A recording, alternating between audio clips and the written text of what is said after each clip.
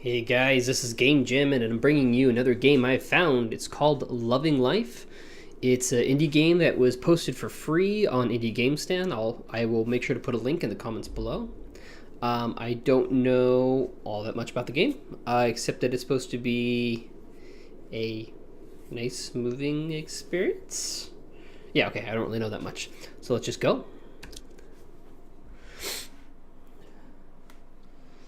I'm going to try not to read out everything that I see on the screen, unless it's like, I don't know if it really works. We'll see. It's a non-fiction story. It's based on someone's real life. What is the purpose of life? Wait, did I just say I wasn't going to read everything on the screen? Maybe I should read it? Let's just read it. Life existed for around 2 billion years, but the why of our existence was never answered. Everyone has different views. While the president argues that we need to make a difference, the genetic scientists argue that we must reproduce. An interesting aspect of life is that we are connected to our environment, our world, and from these interactions we are able to consistently change our emotions and modify our thoughts. I have discovered only recently that life is a complex and beautiful idea. I remember lying on a bed in a dark and gloomy room, alone, inside a hospital hundreds of miles away from home. The nurse handed me papers to write my will. I thought to myself, what have I really done with my life? Uh-oh. We're gonna have to think, guys.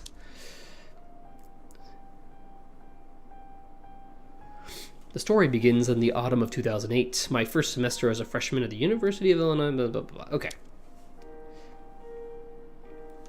It was a chilly day. Halloween was 2 days away. The afternoon sun shone brightly at its steep angle upon my face as I walked back to my dorm building.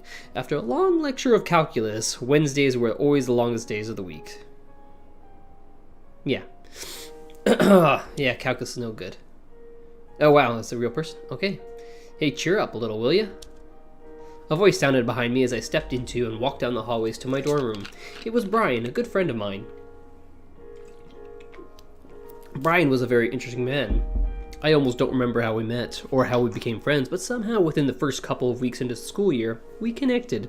We shared many similarities, both wore glasses, both others called geeks, and both slightly chubby. Yeah, I just got out of class. Got a midterm tomorrow. Them midterms. Oh, I'm sorry. Tests in college are significantly harder than high school, I feel like. I was from Colorado. Went to Fairview High School in Boulder. Oh, she was involved in the IB program, AP program. Jeez. Oh gosh, memories of high school. It hurts.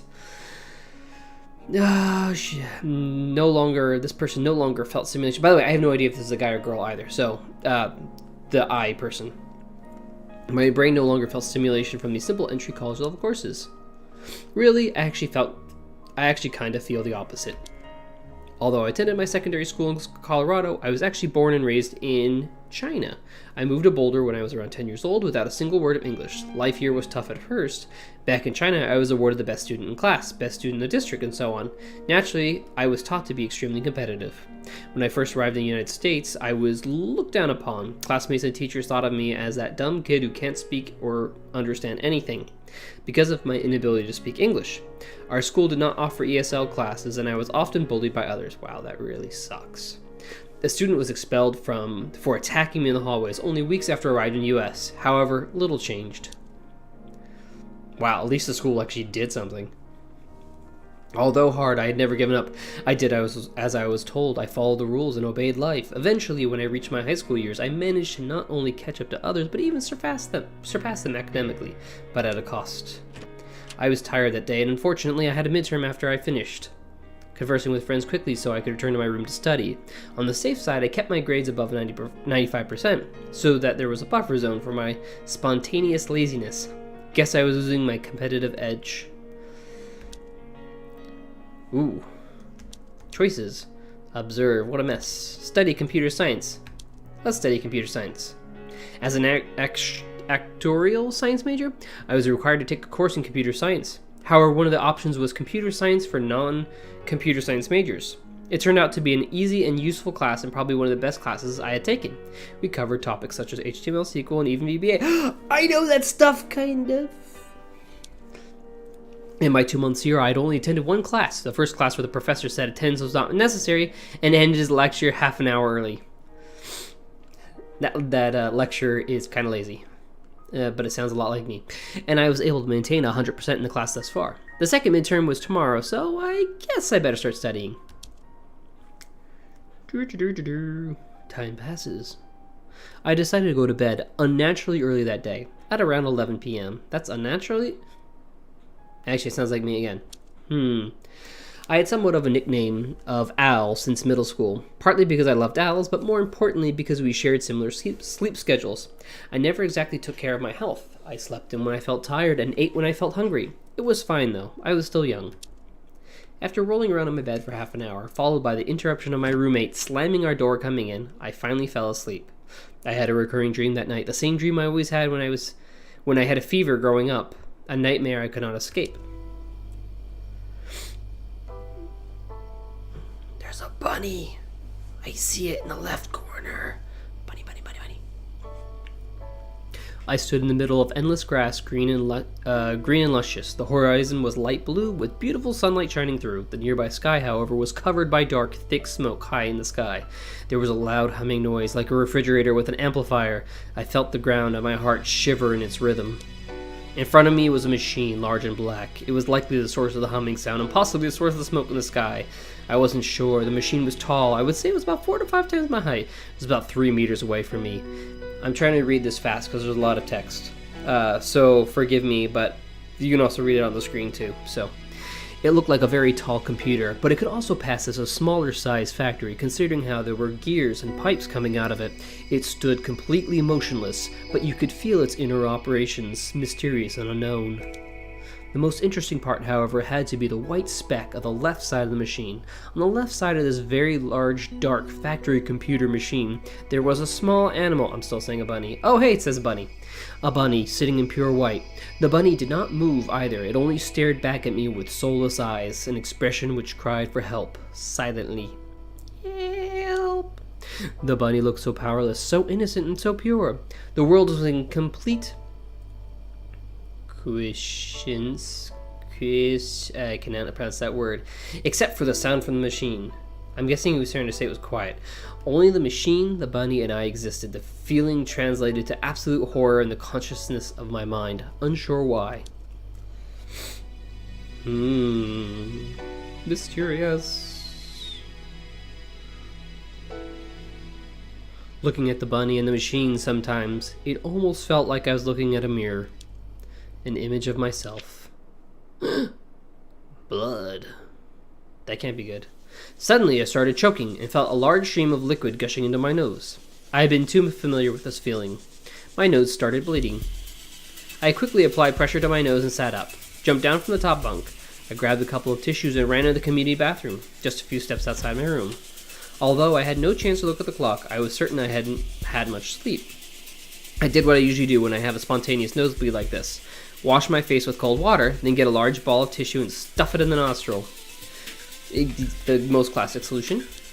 However, this time it was different. Copious amounts of blood splattered everywhere, almost continually pouring out of my nose in a stream. I knew I was in for a rough night. Yeah, no kidding.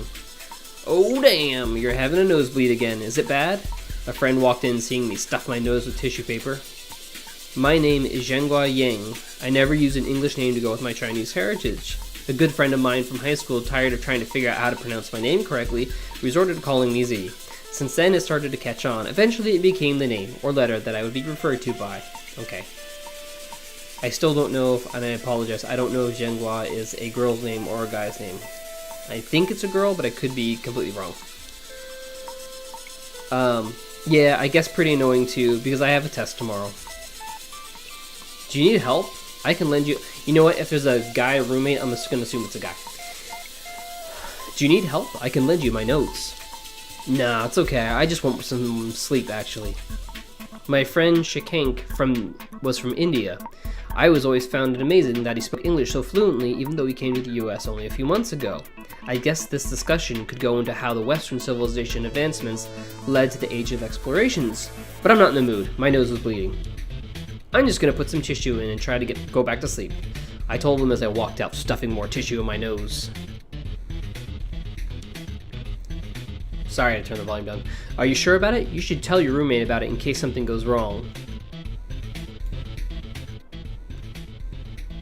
I'm reducing the volume for you guys too. He's already sleeping. It's alright. Shikank looked at me with a grunt of dissatisfaction. We walked out of the bathroom and passed by the commons area on my way back. Seemed like many people on our floor were still awake. That spot on your face, is that something wrong too? Shikank pointed out the spot on the left side of my face. I felt it. I noticed it was bleeding slowly. No, that's just a pimple. We're teenagers. This is common. It looks like they're watching rugby. I could be mistaken, though. Could be football. I don't know. Ask what are you guys up to. We're studying for a midterm tomorrow. What, by talking about guitars? I overheard their conversation earlier. Shikank was definitely talking about guitar chords. In fact, I was sure he was playing Hotel California just seconds ago. Yeah, we're taking a small break. Did you ever feel like in college that you would get that study group together and then within minutes it just kind of devolves into just hanging out? It's like, weren't we supposed to study? Okay, everyone be quiet. That's boring. Let's do something else. Shikank was a kind and gentle soul. He was always treated others with respect and kindness, something I couldn't understand. He was always very passionate about community service. Again, something I couldn't understand at all.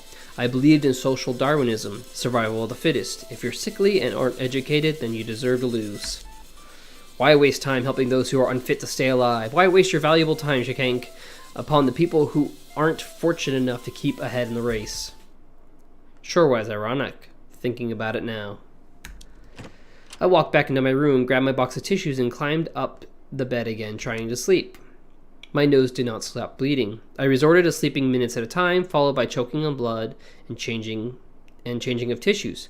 Several hours passed while I tried to sleep with a bloody nose, and half a tissue box later, blood was still pouring out. That can't be good.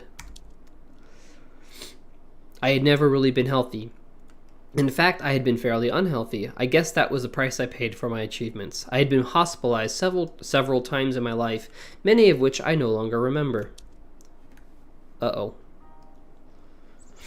I'm guessing I'm going to remember this one. The sun rose.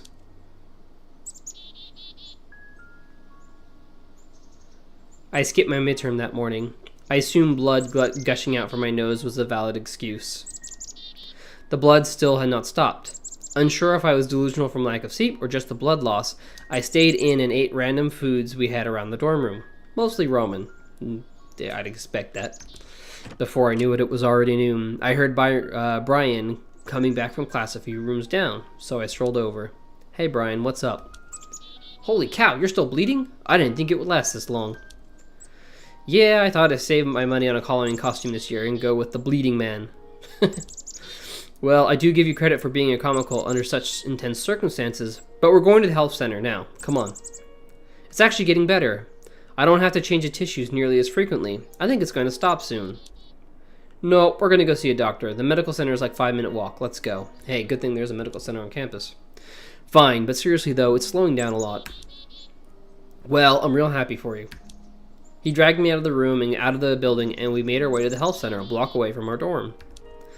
Brian is an excellent friend. He has a great sense of responsibility, self-control, and he exercises them with a touch of humorous sarcasm. Sounds like a real good friend. I only recently witnessed the beauty of his character. One night a few weeks ago, we were studying in the commons area. Brian and a few others, including myself, decided to order some pizza sticks to fight against hunger, while a few others said they had dinner and refused. Brian collected the money and made the order. Minutes later, the delivery boy arrived with a large box of pizza sticks. Being in the center area of the college dorm, this created commotion. Many of our friends gathered around, and we were bombarded with their pleas. Oh, can I have one? I didn't have dinner tonight. Wow, that smells nice. I'm just going to take one and head out if that's okay. The number of people was increasing. Before everyone started tearing our box apart, Brian stood up on top of a chair and yelled as loud as he could, "Hey, stop!" He made a huge fuss. Guys, I'm really sorry for being the douchebag here, but obviously we don't have enough for everyone, and I think it's only fair for people who actually paid to get any at all. I'm just gonna take one slice though. Half? Just a bite. Come on, man, said a friend of ours who had already picked up a piece. Nope, seriously, can't do that. Brian chuckled a little as he said it, probably out of nervousness. Only people who paid can have it. No one else can. You can have one of my pieces, said a friend of ours who paid for the pizza sticks to the friend who didn't. No, sorry, I think you're totally missing the point here. You can't do that, Brian immediately responded. Brian made a huge scene. He looked and probably felt like a selfish prick and an ass to his friends. However, his act struck me because he did something I had not the bravery to do. Seriously. I had lived life with the assumption that my goal was to contribute and generate happiness for others. I never stood up for myself. I never spoke up when I felt like I needed to, and I rarely considered what would make me happy. Brian's actions, although addressing a trivial topic, inspired me an astronomical level. Because the pizza sticks belong to all of us, we all paid for it. So if you give yours away, then you'd be giving all of ours away, I spoke up, explaining the situation. Yes, it's true. I have no idea what you mean, but okay, whatever. It's just pizza sticks. Exactly. Her words made me feel silly. It was true. They were just pizza sticks. But I felt that was not the point. People did not speak further after hearing my comment and went on with their own activities. We all then ate our pizza sticks in silence, knowing that although it seemed we acted selfishly, we were able to establish order, maintain our integrity, and satisfy the growling in our stomachs. It was clear I was not the only one thankful for Brian's actions. Why couldn't I be more like Brian, being able to stand up for myself and others? Actually, most people, would you do the same thing in the same situation? I imagine that I would be like, yeah, just be quiet. Well, that wouldn't be me, I guess. My role is to stay quiet and fit in with others, right? Yeah, that's how I feel sometimes. Imagine that's how most of us feel. Your face doesn't look as red, Brian commented. Walking made me feel better. It distracted my mind away from staring at red ink leaking from my face. Blah. We walked past the trees and stepped into the entrance, approaching the front desk. So, you're in for a bleeding nose? The nurse, receptionist perhaps, asked me after taking a glance at me. She wasn't exactly in the mood to work. Yeah. How long have you had the nosebleed? I looked down at my watch. Around 13-14 hours. Gosh, that's gotta be like, what?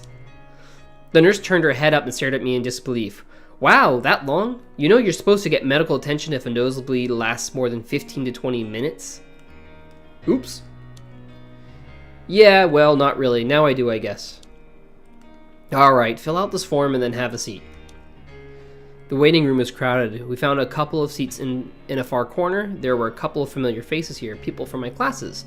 But I acted as I should, as a shy Asian kid, and kept to myself.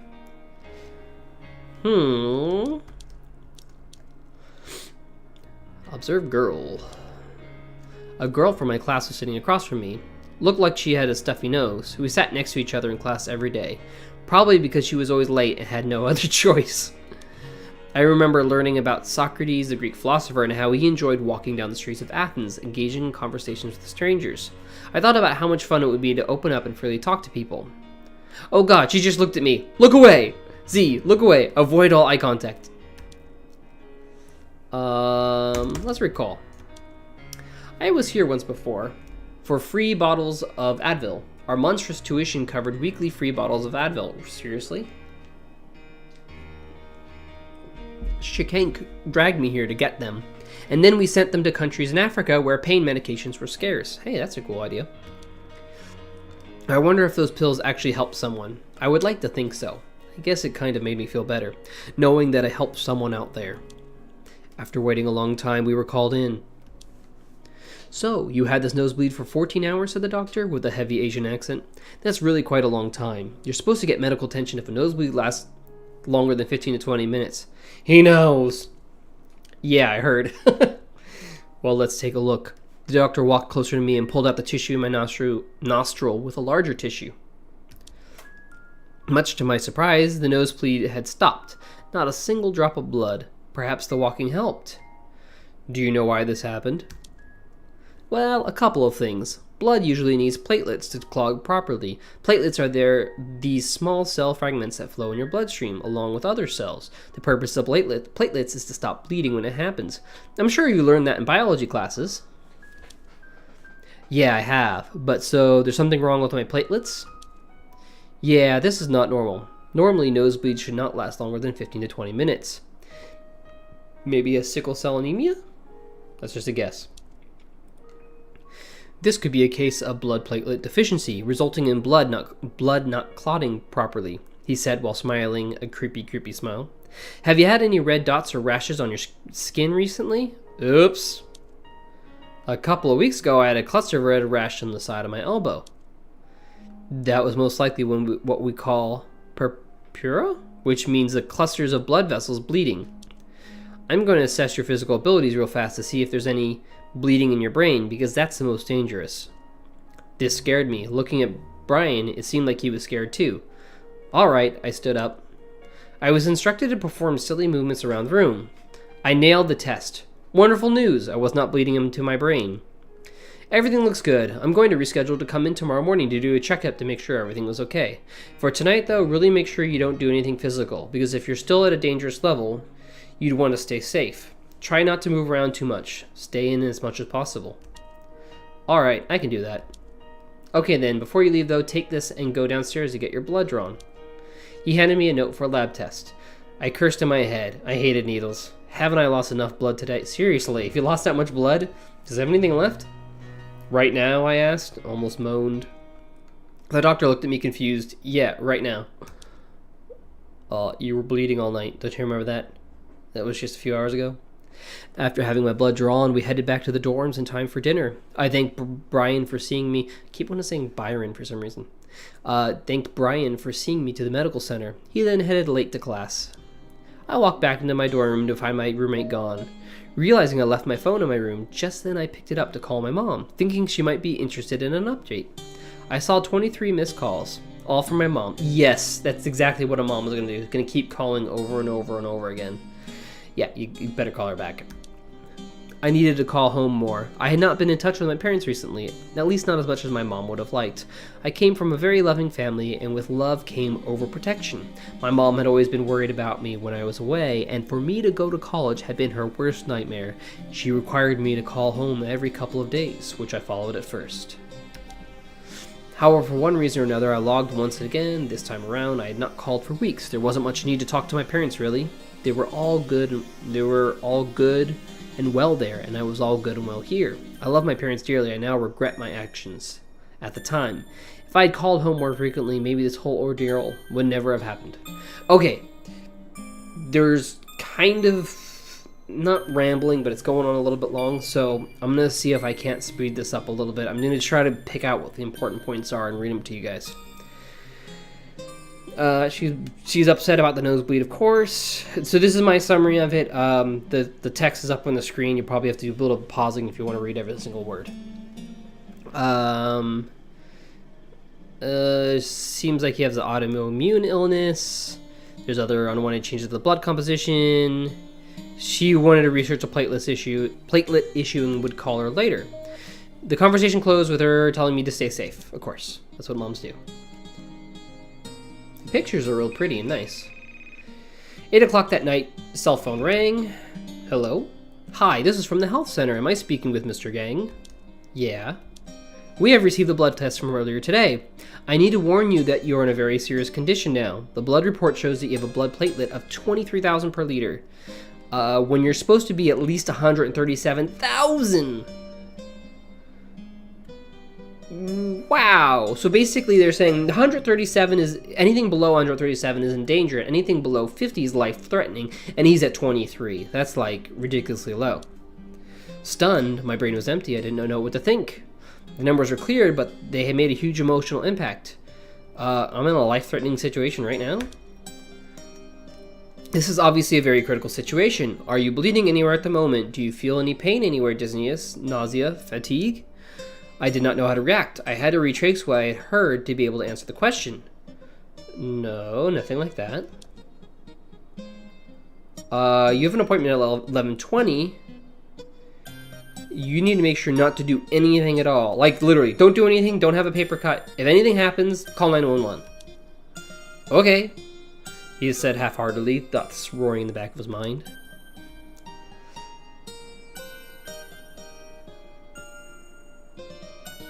What do you do in that situation? It's like, I'm just gonna lay down in bed and not do anything. Yeah, he sat motionless in front of his desk. How did this happen? What did I do wrong? Something bad going to happen to me? Am I going to die? The fact was, his illness was really odd. But now we noticed a pimple on his face was not just a pimple. I turned my head back in the mirror. The spot on my face was bleeding still since days ago, constantly, and the skin under it looked pitch black. Oh, that pimple was continuing to bleed. He really should have paid more attention. Suddenly, a sense of depression fell upon me. I felt so powerless and so meaningless. It all happened so fast. Just yesterday, I was playing frisbee with friends out in the field. I was confused, unable to accept reality. I took the least amount of physical movement possible that night, knowing that I may bleed elsewhere just as easily. I had a simple dinner and went to bed early, keeping in mind that I had to go back to the medical center tomorrow morning. That night, I slept like a log. That sounds...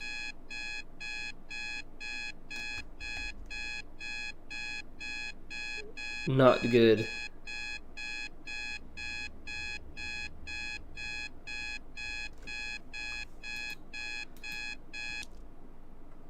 Oh, I was supposed to push Z. Whoops!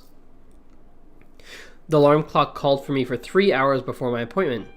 Punctuality had been one of my strengths, whether for my friends. I once had an argument with Brian because I planned to leave for class 15 minutes earlier than he did. I guess being too early might mean that I was not punctual at all, after all. I turned on my laptop and opened a packet of cereal. Seriously, I thought something was really wrong there. Mixed it with milk and gobbled it down while watching some Japanese anime show. Over the years, I developed a habit of eating while watching something, mostly TV shows. Yeah, and your mom would say, no, don't do that, and we do it anyways. With a click of the mouse, I started recording myself in front of the computer. Since college started, I had been keeping a video journal about my daily life, much like people on YouTube. I kept them private, though. The video journals were meant to record just how I grew and changed under such a different environment, first time away from home. I never knew how valuable those clips would be. Today is October 31st, Friday, and it's Halloween, and I'm kind of dying. 2 days ago, I had a nosebleed for 14 hours, from 1 a.m. to 3 p.m. I went to the health center, and they stopped it. They did a blood test, and apparently I have extremely low platelets in my blood, which means if I get a cut right now, it will not heal, and I will probably bleed to death. Any kind of small cut. So this morning, I have an appointment at 11:20. Right now, it's 11:06. I'm going to go see my doctor right now. I'm just checking in to see how I'm doing. It's not that good. That's about it. See you later. Wow, that's kind of a depressing thought. The hallway is filled with costumes and Halloween decoration. Straw from the scarecrows was scattered all over the floor. I hated Halloween. It had been an aroma of negativity for me annually. I had a tradition of ending up in the hospital on this day every year. In 7th grade, I was in the hospital for severe pneumonia. In 8th grade, I broke my left wrist on Halloween. Wore a cast for 4 months, and as that time went on, the list went on. Are you kidding? Wow, another addition to that list. The health center was filled with worthless Halloween decorations as well. The employees had made their point that no one aimed to work today. Greeted by the bumblebee receptionist, I was directed to another blood draw. Great. I called my mom while waiting for the doctor. I spoke Chinese like we did at home. I told her about my 23,000 platelet level, and she told me that I had bleeding issues growing up as well. Something I never knew. Ooh. And she insisted on coming to visit, along with his dad. The nurse called for him to go inside, and he said bye to his mom. I met with a different doctor, a large man in a shiny fairy costume. What I hope were fake breasts. With rainbow glitter and a golden crown, he was quite a traumatizing sight to witness. Oh, don't mind me, I'm just the Halloween fairy. The office wanted to do a fairy-themed Halloween this year. That kind of sucks for him. I see. Yesterday afternoon, you came in due to a bleeding nose, which lasted 14 hours. Am I correct? Yep. Did you have any other symptoms of bleeding since then, over the night or this morning? No, I didn't. What about the pimple? Alright, well, yesterday you were at 23,000 platelets. Today you are at 20,000. That's not good. He pulled out the paperwork and glanced at it. That shows clear indication of dropping, which is not good. I'm going to write your files up, and you should get someone to drive you to a hospital. Once you get there, go to emergency and hand them this file. They'll take care of everything for you. His words scared me. I had no idea how to react. A sinking feeling of despair hit. I'm getting worse? I have to go to the hospital? Emergency too? What about school and education? I have to go today? He looked at me confused. Now, actually, right now. I have a test coming up. I was planning to do some studying. You're not anymore. The doctor laughed real hard, then replied, believe me, school tests are the least of your concerns right now. I paused a little. With my envelope of information, I stepped out and called my only friend with a car, Thaddeus. He helped me and my friends by driving us to the local Walmart from time to time. He was deeply religious, and I really appreciated his presence on my dorm floor. I called him, and he picked up. Hey, Z, how's it going? Hey, Thaddeus, I said weakly. I might need your help. You need your help. All right, what's up? Have you heard about my recent sick thing? Yeah, Shikank told me. He pretty much told everyone by now, I think. How are you feeling? Are you okay? Apparently, I'm not actually okay. I'm at the medical center right now, and the doctor told me I need to go to the hospital and go to emergency. Oh no, that's really bad. Are you okay right now? Do you need me to give you a ride? Yeah, that's why I'm calling. I kind of need a ride, and you're the only person I know who has a car. Alright, no problem. I'll come over in a few minutes. Do you need anything else? Can I bring you some stuff if you need it? No, it's alright. Thanks so much. I really appreciate it. No problem at all. I'll be here in a few minutes. Sit tight. I was naturally polite because he was polite in general. I felt that his politeness pushed people away, alienating himself from others. Maybe I was wrong. Maybe it was a good thing that he was polite. Because I was usually mean and insensitive. Ooh. Again, I'm summarizing a little bit. Maybe that's why Thaddeus and I never became best friends. We had different views on how to react to different people.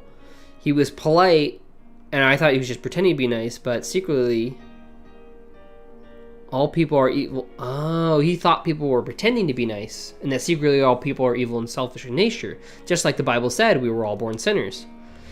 Thaddeus arrived promptly, along with Shikank and Brian. Hey guys, Thaddeus, thank you so much for this. I really do appreciate it, I said as I entered the car. My friends greeted me with warmth. Yeah, sure, no problem. How are you feeling? Shikank asked hastily. I'm not really alright, I don't think. Can't really say. I'm not too sure about what's going on. You need to be careful. Are you alright? Do you feel okay? Yeah, I feel okay. I was mostly scared and overwhelmed. Good thing Thaddeus knew where to go, knew where it went. Yeah, basically he said his friend actually knows where to go, and he's so glad he did, because he has no idea where he's going. My dependence on others had always been a hindrance in life. Whether they were with my parents or my friends, I never understood how people started their own businesses in high school, or how people traveled the world by themselves as kids. I never took charge or had any real direction in life. I chose conformity and anonymity throughout my teenage years and never questioned that choice. Rushed into the emergency room, I handed the nurse my large envelope of documents and was told to wait.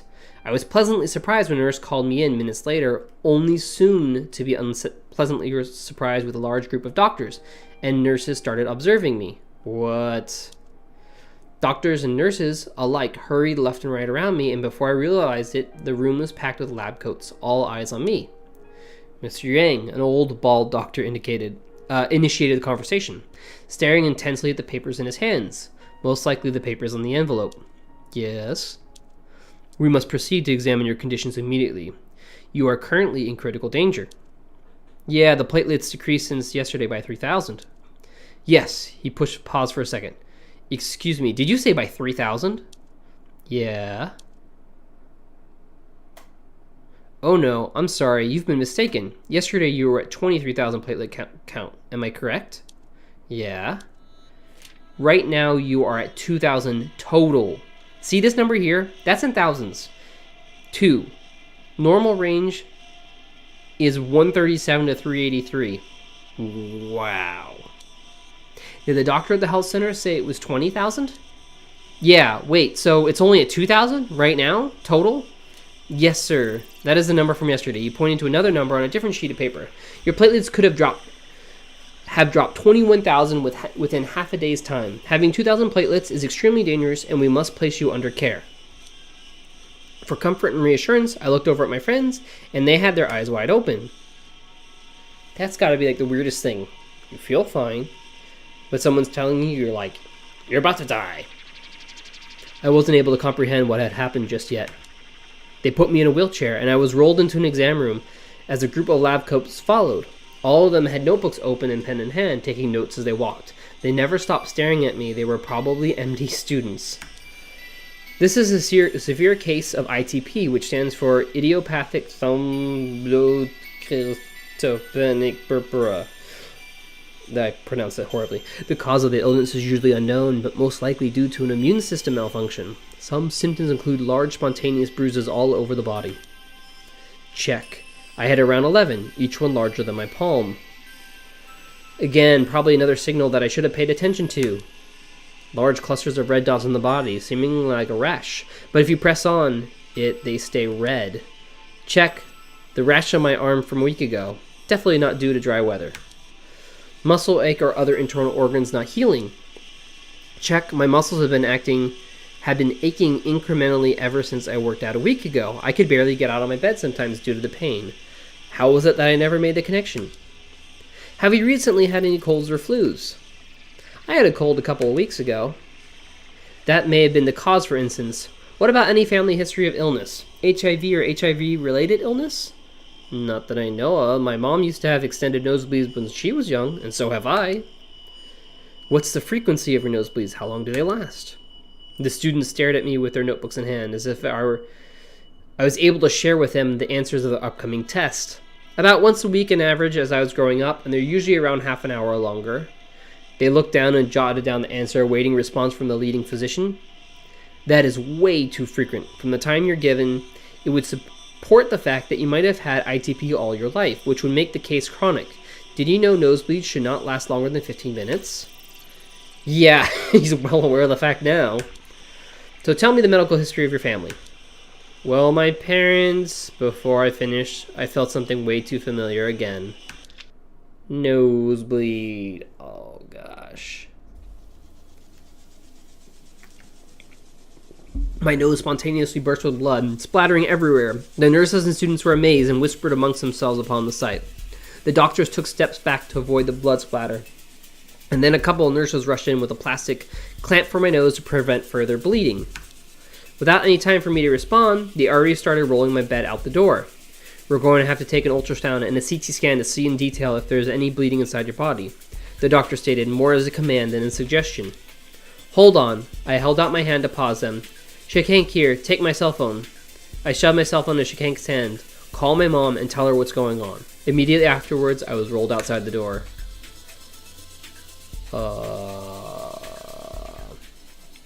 The tests were painful. I was unsure at that point as to why, perhaps a combination of my aching and my emotional helplessness.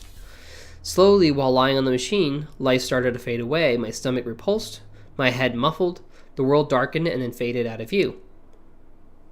Oh gosh. It was cold.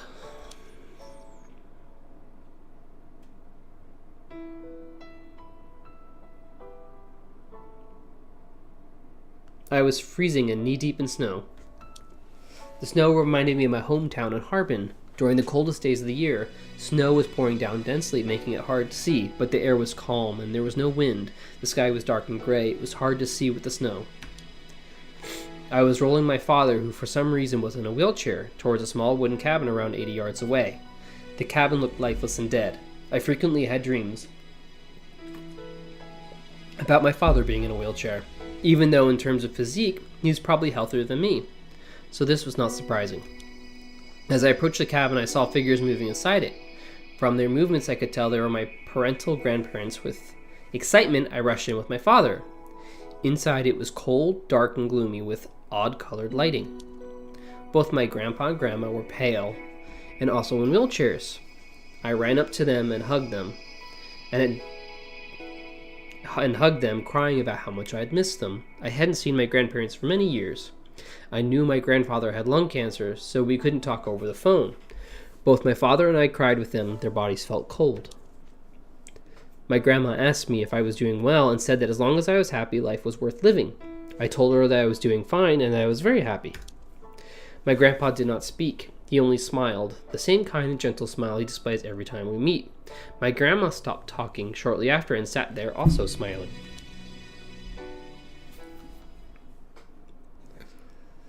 The world blurred once more. The colors faded fast. My entire body felt cold, especially my jaw.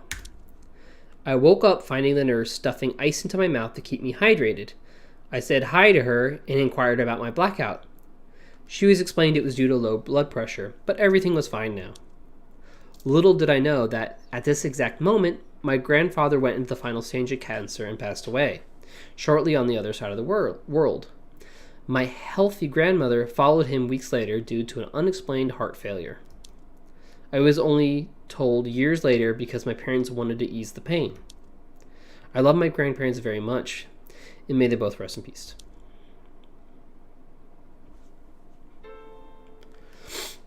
I was rolled into a hospital room. My friends were there waiting for me, and they looked relieved to see me. I just now noticed the different machines I was now attached to.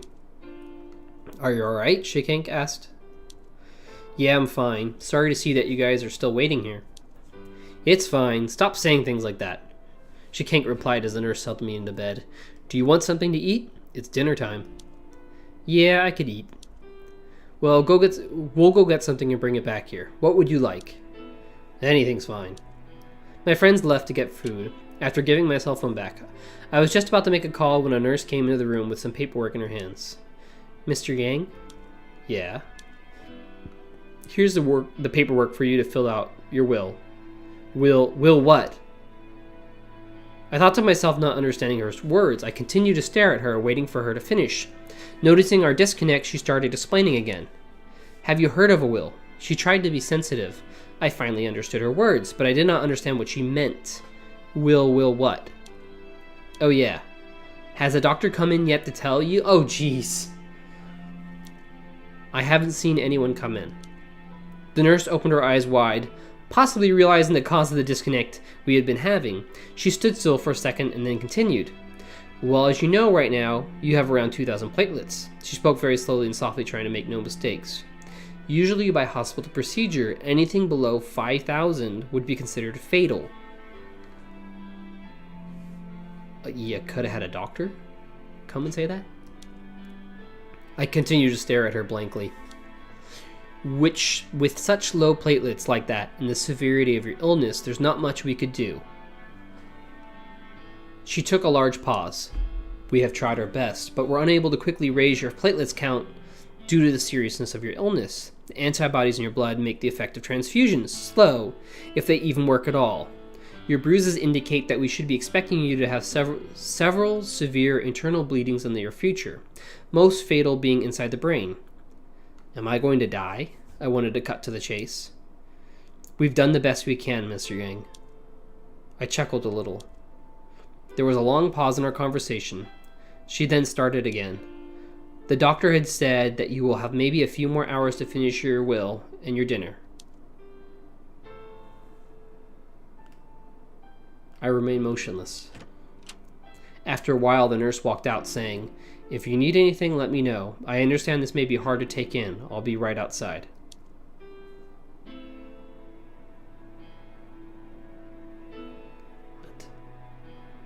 I looked down at the paper she handed me.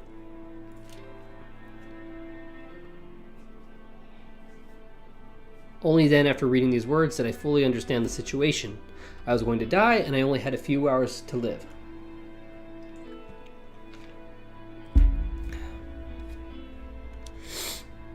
Tears started dripping from my eyes. However, it was not because I wanted to live longer.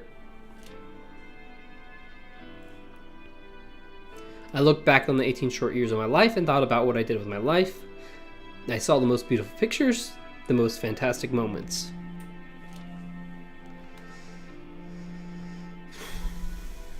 This is going to be tough for me to get through. I remember that when my father left China in 1996, he hugged me and cried and promised me that he would work really hard so both my mom and I would also move to the US and live together here once again.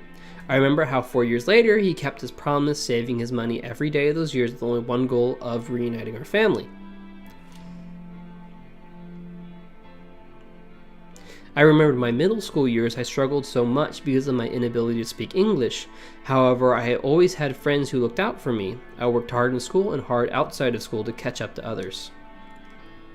In 2004, I was not only elected to be the president of the Boulder Amateur Radio Club Juniors, I was also selected to give a speech to hundreds of people in Dayton, Ohio, on the topic of amateur radio and cultural acceptance. After practicing for the speech for months, I made no mistakes and I made the auditorium go wild. Not only have I learned to embrace my cultural heritage, I have also grown to love public speaking.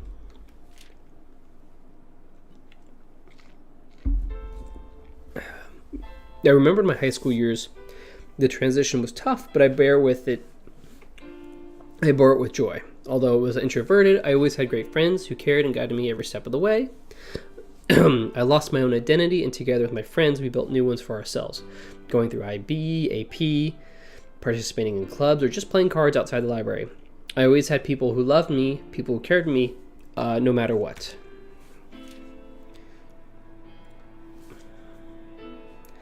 I remember the handful of weeks I had in college. Being a foreigner, I knew no one. However, in the short amount of time, I was embraced by friends who supported me and appreciated me for who I was, no matter how introverted or cynical I could be sometimes.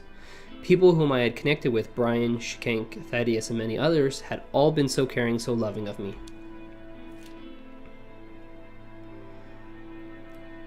I cried, but not because I wanted to live longer. I cried because I then realized how painful it must have been for the people in my life who loved me. I considered my family as my friends, all who had given me everything. In the short 18 years, I was allowed what had I done to give back? What had I done to deserve all of their love?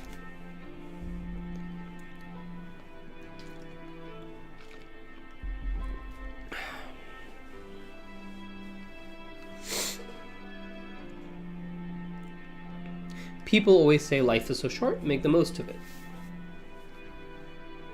They are right.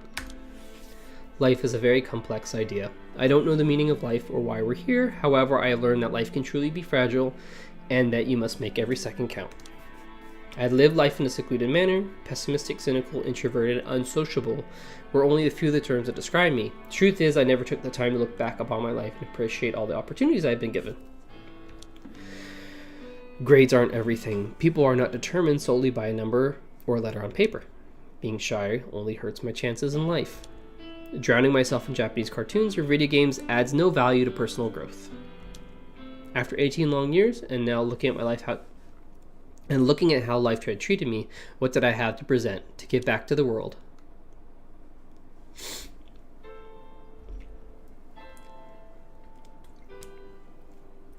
I never recognized this until now. I loved my life, and it loved me back.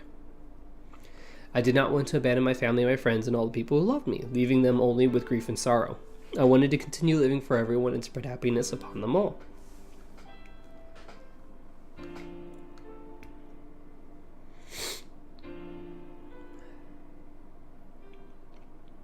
So I did.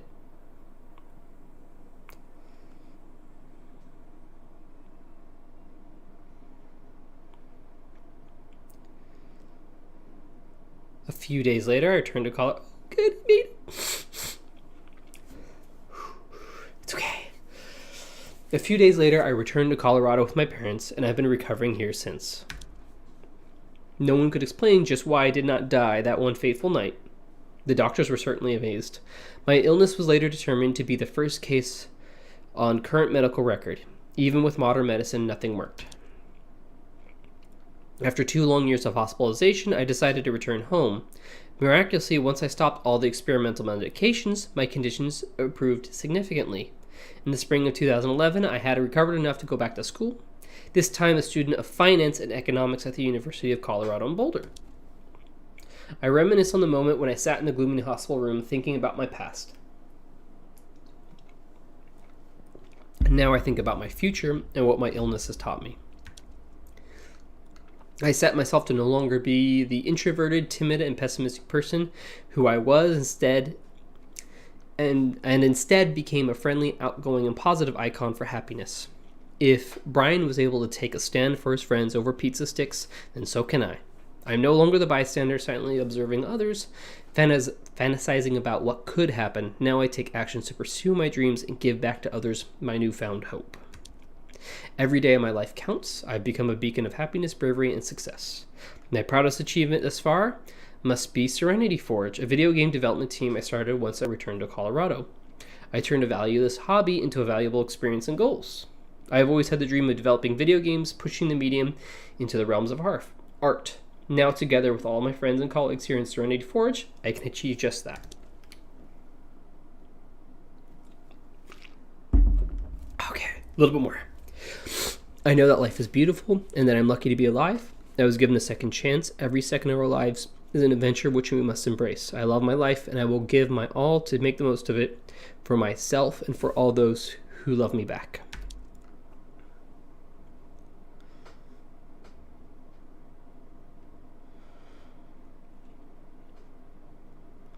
Do not make the same mistakes I did. Do not wait till your second chance to truly appreciate the people around you.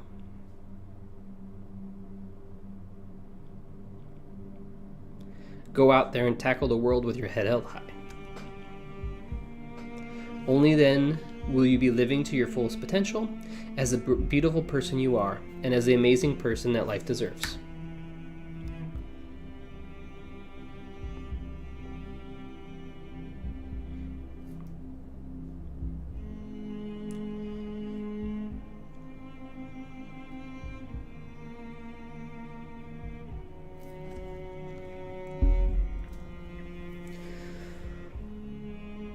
Oh, good. Greetings, this is Z. I am the developer and the producer of this visual novel. Oh. Thank you so much for playing through the story and supporting the Serenity Forge video game development team. This story was in fact a true story, even down to the details of the dreams I had at the time.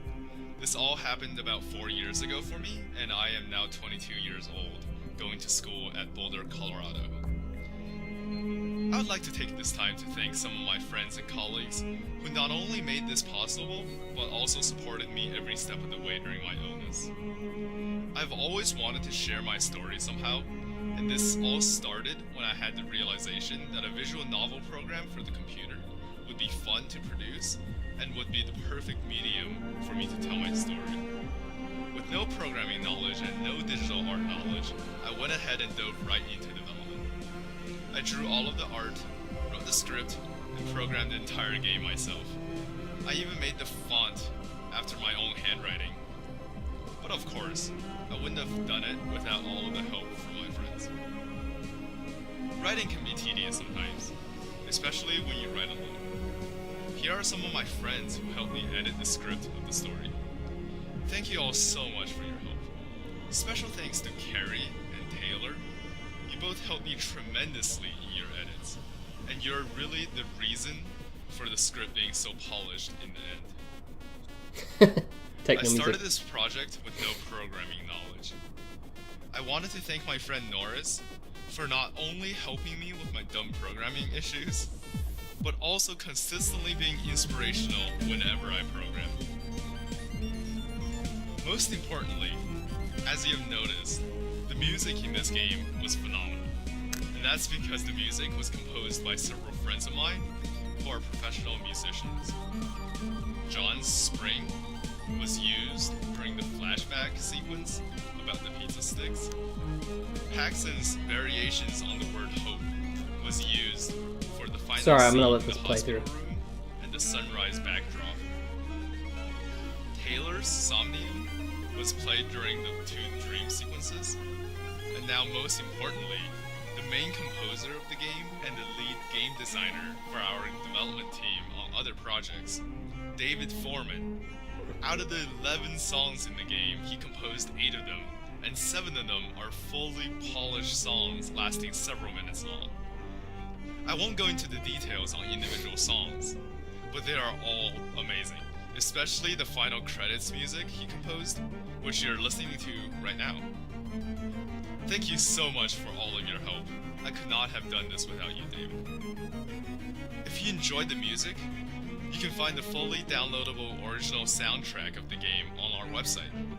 Go check it out and give some support to these wonderful musicians. This experience truly changed my life. Looking back at how fragile life was, I learned to make every second count. I really wanted to share my experience with others, so that people my age would realize how precious life is and how easily it could slip away. Thank you once again for supporting me and the Serenity Forge video game development team. I hope you enjoyed the experience. I know I have. Definitely look forward to our future projects as well. I guarantee you that there'll actually be playable games from here on out. Thanks again. Yeah, I guess this didn't really have as much playable thing. Alright, let me turn the music back down again a little bit. So, that was the game. Hopefully you were able to stick it out to the end. I think that the payoff is... It may not have been, in the beginning, it may not have been as big if you didn't stick it out. But if you stick it out, I think it was actually a scary, but a story with a good moral at the end, if you will. I mean, it's a real story, but something that's gives you the encouragement that, oh, that's terrible to hear. Sorry, just as I said it was morally uplifting, I hear there's another note on the screen saying that somebody that was one of his friends passed away. It's too bad. So, I mean, if you've watched this, I guess you can't really play it anymore, but there's definitely something to be seen by going to that site and maybe supporting the music. Yeah, I guess that's it. So thanks for watching. Tune in next time. We find other indie videos. If you like this, I know this was really hard to get through, but I think if you got through it, it was worth it. So hopefully you guys enjoy it. Thanks for watching and tune in next time. Bye.